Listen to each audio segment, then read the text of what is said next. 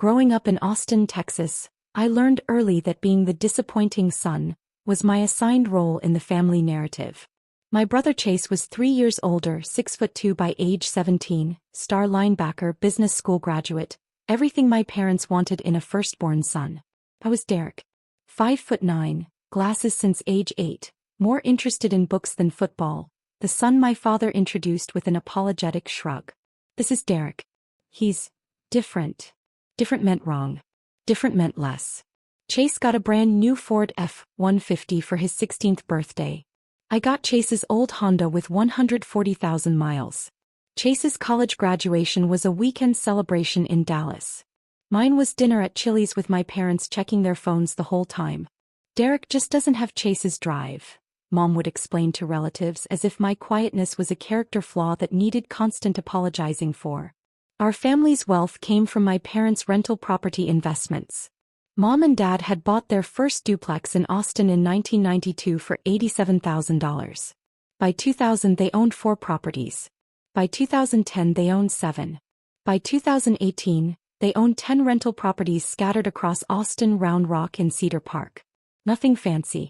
Mostly single-family homes and small multi-unit buildings in working-class neighborhoods that gentrified around them. But by 2018, that portfolio was worth approximately $4.1 million, generating about $17,000 monthly in rental income. Chase always assumed they'd be his. Dad's grooming me to take over the portfolio, he'd announce at every family gathering. I'm learning the business from the ground up. When the time comes, I'll expand it into a real empire. Chase was 32, worked in commercial real estate sales making about $95,000 a year, and lived like he made $300,000.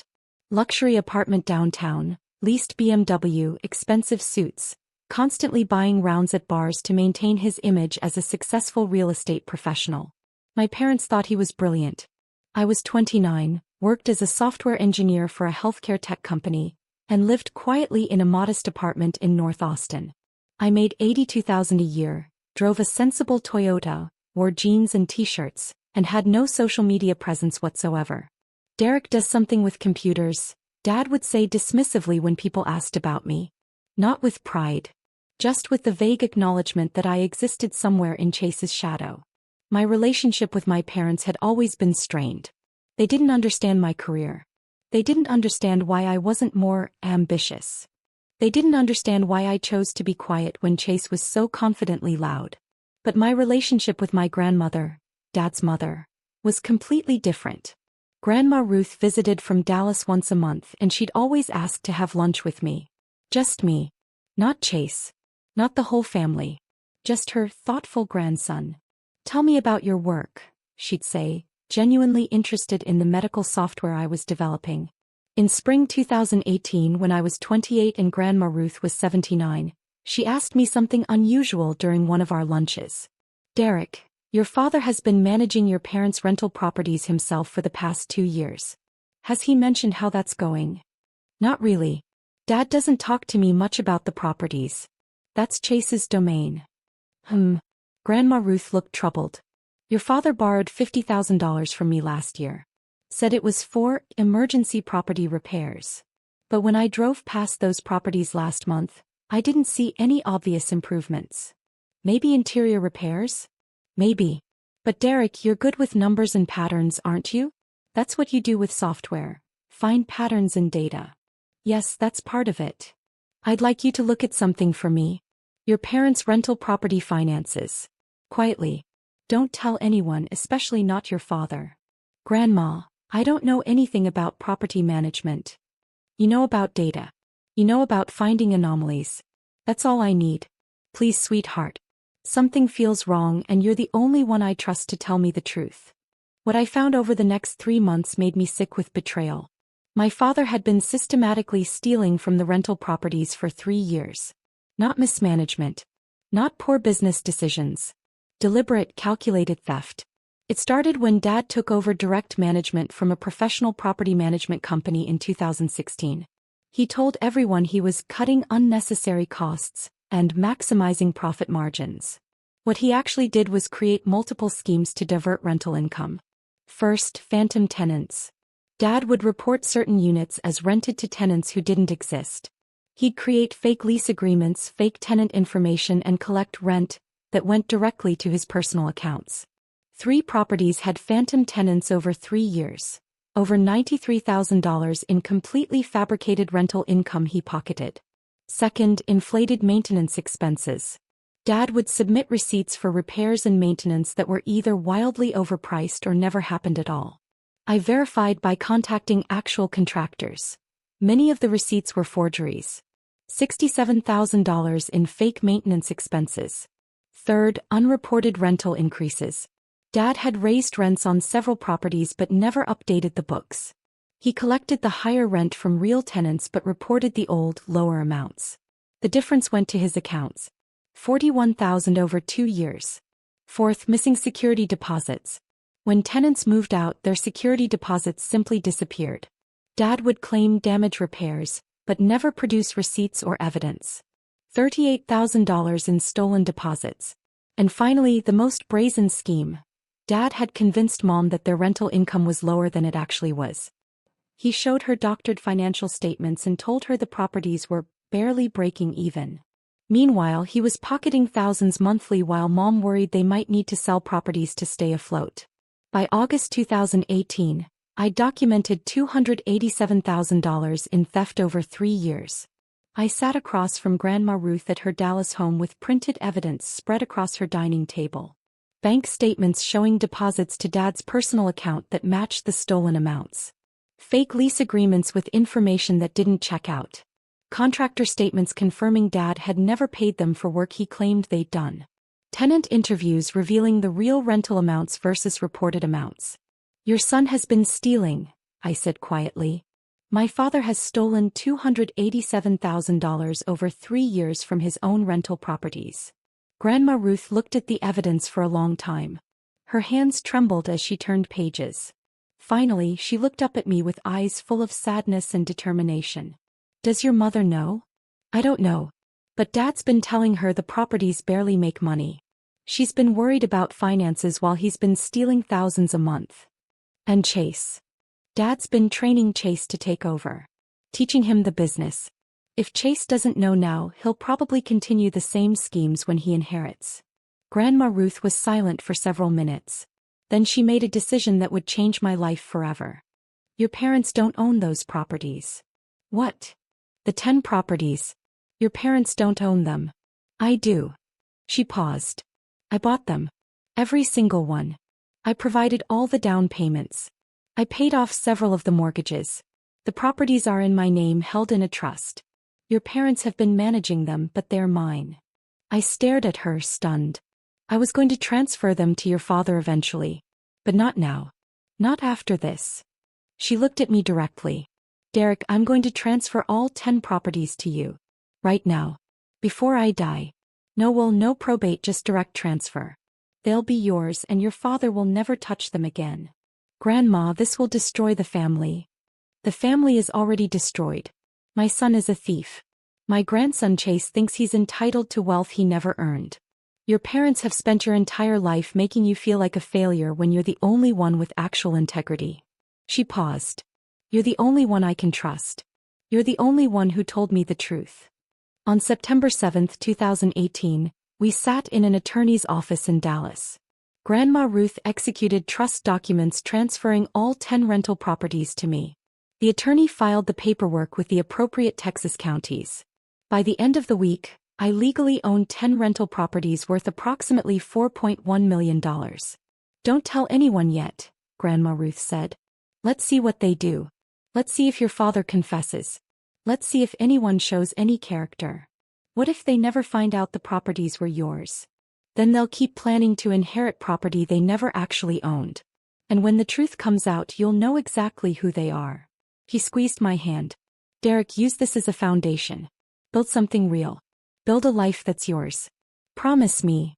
I promised. What Grandma Ruth didn't know was that I was already building. My software engineering career was accelerating fast. By late 2018, I'd been recruited by a major tech startup.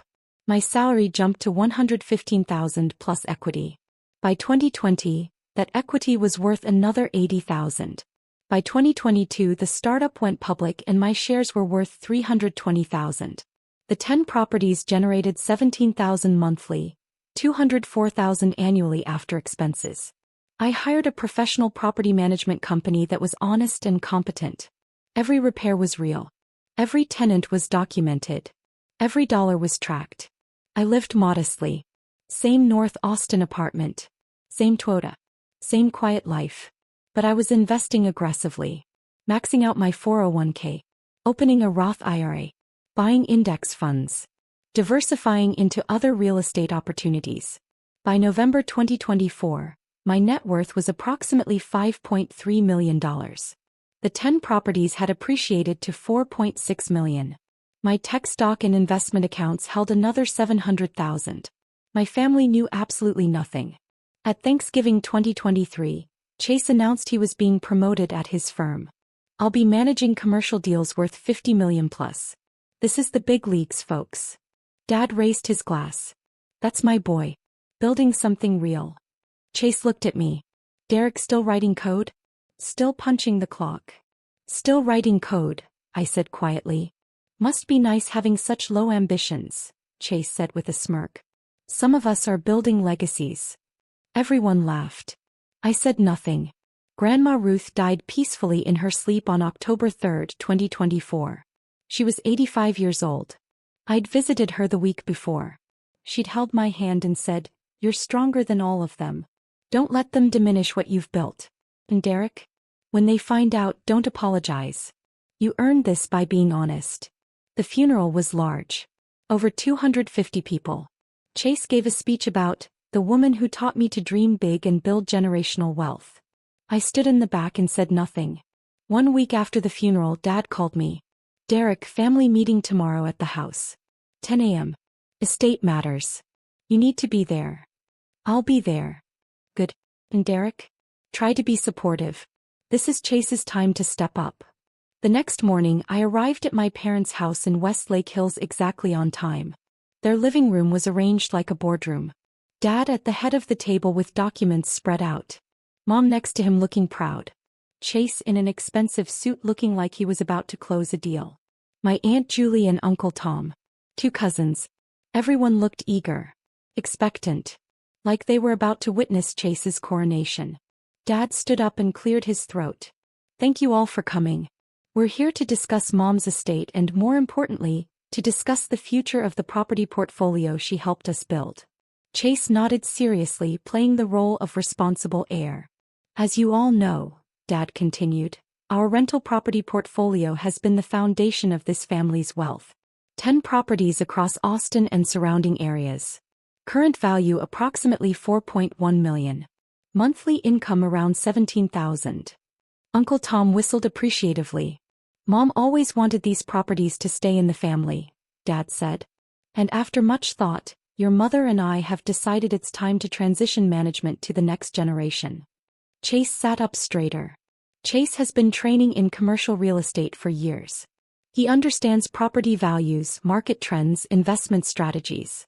He's ready to take the portfolio to the next level. Mom beamed. "We're so proud of you, Chase." Chase stood up like he'd been waiting for this moment his entire life. "Thanks, Dad. I've actually been developing a comprehensive plan. Over the next 5 years, we sell the older properties, reinvest in newer developments, potentially triple our revenue stream." "That's ambitious," Aunt Julie said admiringly. "That's what I do," Chase said with his trademark confidence. "I see potential where others see problems." He looked directly at me. "Not everyone has that vision. Some people are content with smaller achievements." A few people chuckled. I said nothing. "Derek," Chase continued, his voice dripping with condescension, "I know you've never been interested in real estate. You've got your little computer job. You're content being ordinary. And that's fine. We can't all be entrepreneurs." "Chase," Mom said gently, but she was smiling. "I'm just saying," Chase continued, "when you failed at sports, when you failed at business school, when you failed at basically everything Dad hoped for, you found your level. Computer coding. It's honest work. Nothing to be ashamed of." More laughter. Dad didn't correct him. Chase turned back to the group. "So here's what I'm proposing. I take over full management of all 10 properties. I implement my modernization plan. Within 3 years, this portfolio is worth $6 million minimum. That's the difference between vision and mediocrity. Everyone applauded. Chase actually bowed slightly. That's when I spoke for the first time. Dad, I said quietly, should I tell them or will you? The room fell silent. Everyone turned to look at me. Dad's face went from confident to pale in about 2 seconds. Derek, this isn't. Should I tell them that you don't own the properties? That you never owned the properties? Or would you like to explain that part? Chase laughed. What are you talking about? Of course they own. They don't. I pulled a folder from my bag. Thick, organized, professional. Grandma Ruth owned them. All 10 properties. He bought them. She provided the down payments. She paid off the mortgages. They were held in her trust. Mom and Dad were just managing them. The room exploded. That's ridiculous, Dad said, but his voice shook. Those properties are in our names. They were in Grandma Ruth's trust. You were named as property managers, not owners. There's a significant difference.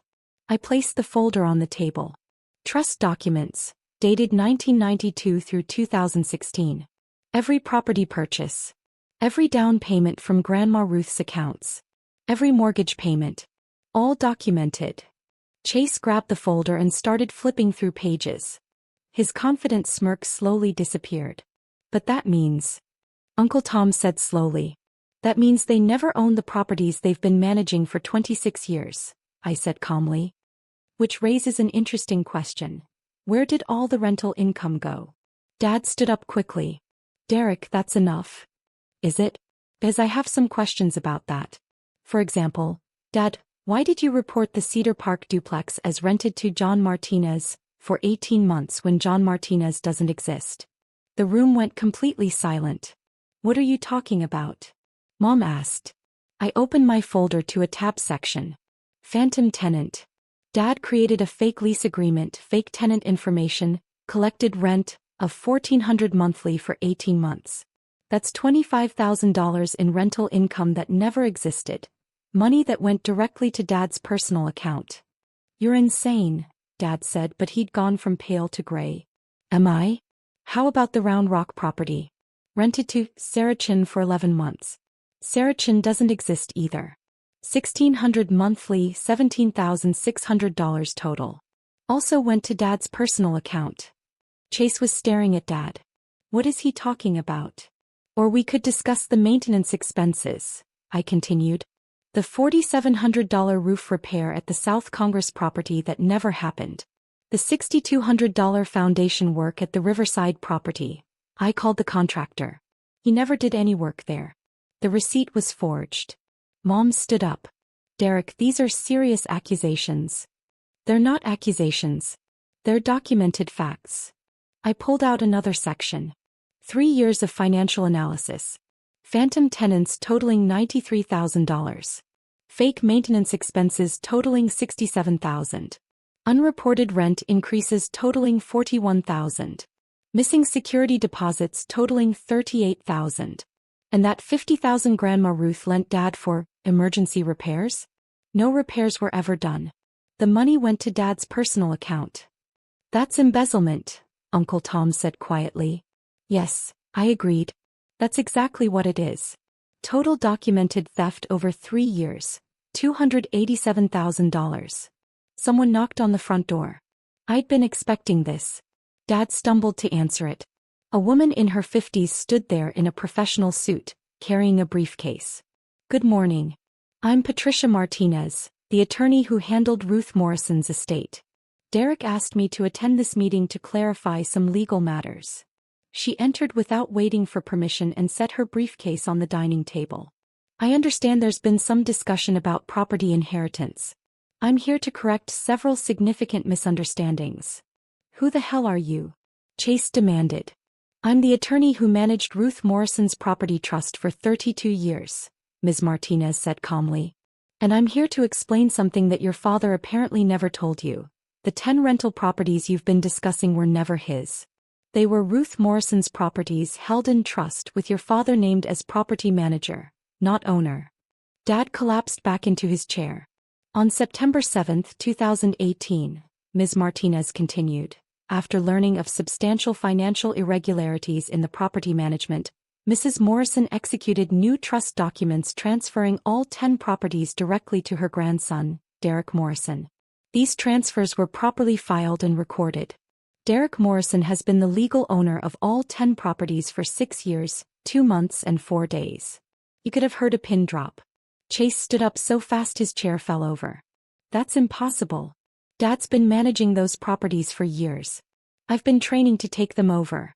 They're ours. They were never yours, I said quietly. They were Grandma Ruth's. Now they're mine. Chase turned to Dad. You knew about this.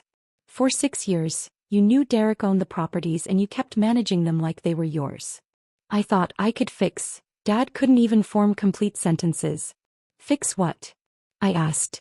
Fix the $287,000 you stole? Did you think if you just kept stealing, eventually it would somehow balance out? Mom was crying now. Derek, how could you let us believe? Let you believe what, Mom? That I was a failure? You've been saying that my entire life. You watched Chase mock me just now and you smiled. You watched Dad dismiss everything I've accomplished and you nodded along. A second person entered. I'd given him a key earlier. Michael Ross, a forensic accountant I'd hired. Good morning. I'm Michael Ross, certified fraud examiner. I assisted Derek in documenting the financial irregularities in property management. I'd like to present some additional findings. He placed his own folder on the table. Even after September 2018, after Derek legally owned all properties, Mr. Morrison Sr. continued stealing. Some tenants still sent rent checks to the old management accounts Mr. Morrison controlled. Rather than forward these payments to the proper accounts, he kept them. How much? Aunt Julie asked, staring at Dad with disgust.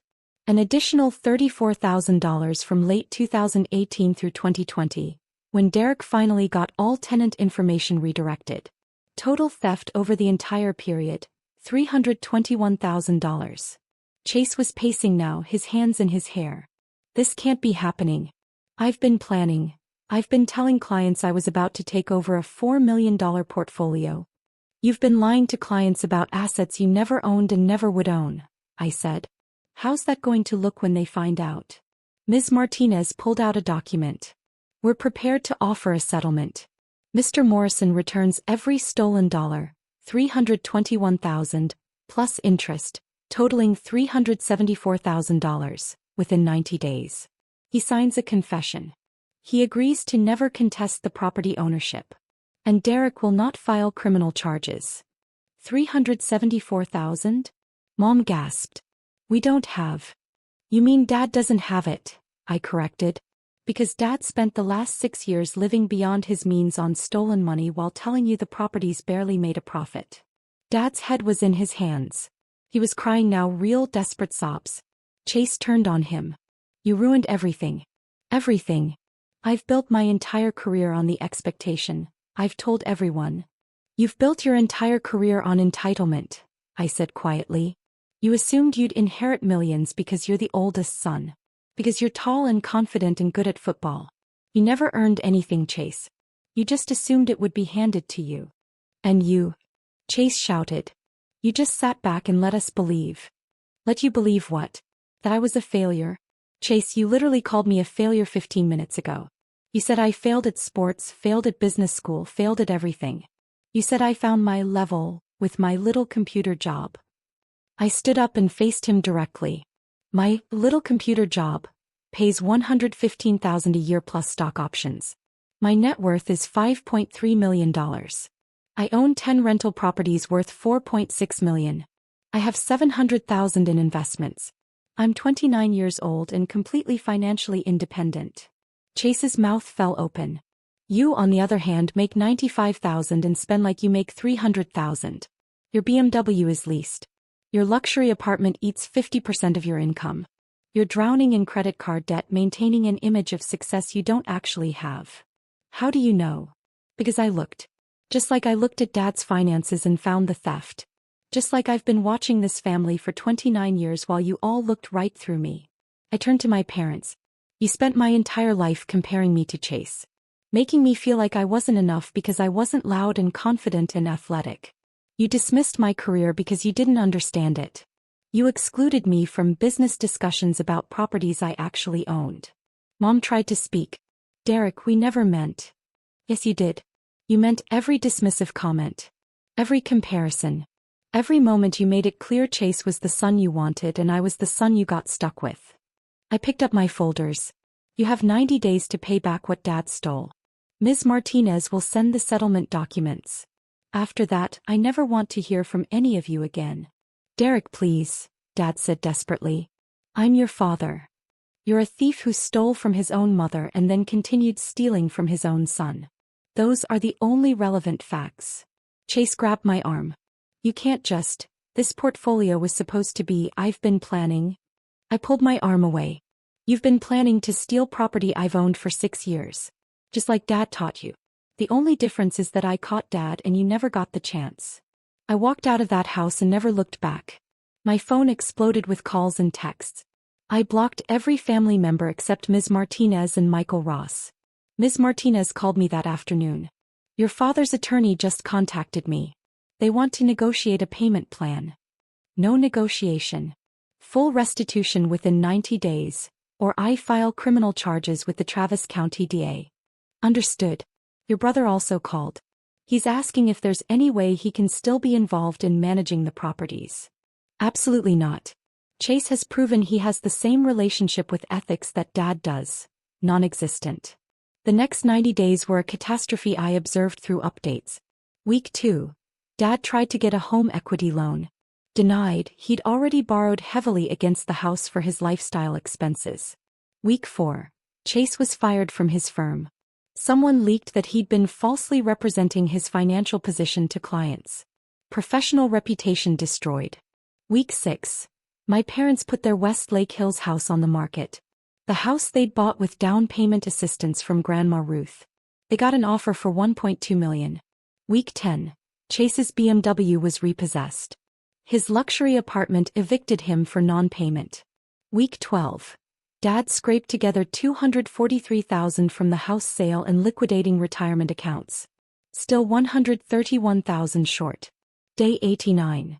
They delivered $374,000. Dad had borrowed the remaining money from Uncle Tom at 12% interest. Ms. Martinez called me. It's done. Full restitution. Signed confession. The matter is closed unless they violate the agreement. Good. Derek, your father asked me to tell you something. He says he's sorry. He says he was trying to maintain a lifestyle and got in too deep. Tell him I don't care. It's been 11 months since that living room confrontation. I'm 30 years old now. The 10 properties are thriving under proper management. They now generate $19,000 monthly, $228,000 annually. The portfolio is worth approximately $5.1 million. My tech career has exploded. After our startup went public, I was recruited by a major healthcare tech company as a senior engineering director. My salary is $190,000, plus stock options worth another $150,000 annually. My net worth is approaching $6 million. I sold my modest North Austin apartment and bought a beautiful home in the hill country with panoramic views. I upgraded to a Tesla Model S. I travel internationally. I just got back from a month in Japan and South Korea. I live exactly the life I choose, designed by my choices, funded by my work. My parents sold their West Lake Hills house and moved to a small apartment in Cedar Park. They're drowning in debt.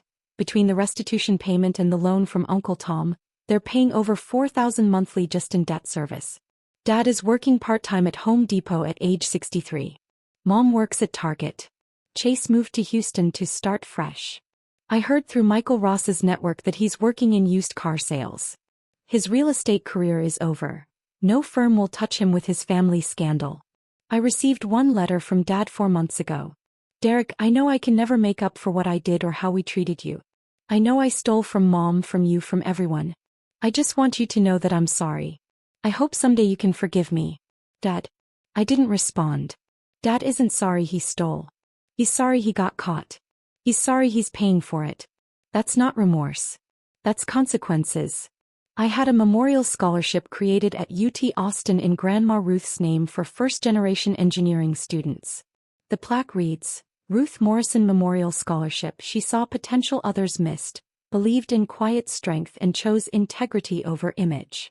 People ask if I feel guilty about my family's financial collapse. If I regret not accepting a payment plan. If I wish I'd been more forgiving. I don't. Dad didn't collapse because of me. He collapsed because he stole $321,000 over 6 years and got caught. Chase didn't lose his career because I was cruel. He lost it because he built his professional reputation on lies about assets he never owned. I didn't destroy my family. My family destroyed itself by valuing image over integrity, confidence over character, and the appearance of success over actual achievement. I just refused to keep pretending I was the failure they needed me to be. Last month, I hired my first employees for a side venture. Software that helps people detect financial fraud in property management. Turns out rental property theft is incredibly common, especially in family situations. I'm going to help other people discover what I discovered before it's too late. The company is called Morrison Property Analytics. Every line of code I write, I think of Grandma Ruth. Every fraud case we prevent, I honor her memory. Every family we help, I remember those words. You're the only one I trust to tell me the truth. She trusted me with the truth. She gave me not just 10 properties, but the gift of knowing that quiet integrity is worth more than loud confidence. That being underestimated is sometimes the greatest strategic advantage you can have. I'll never forget that. And I'll never let anyone make me feel like a failure again.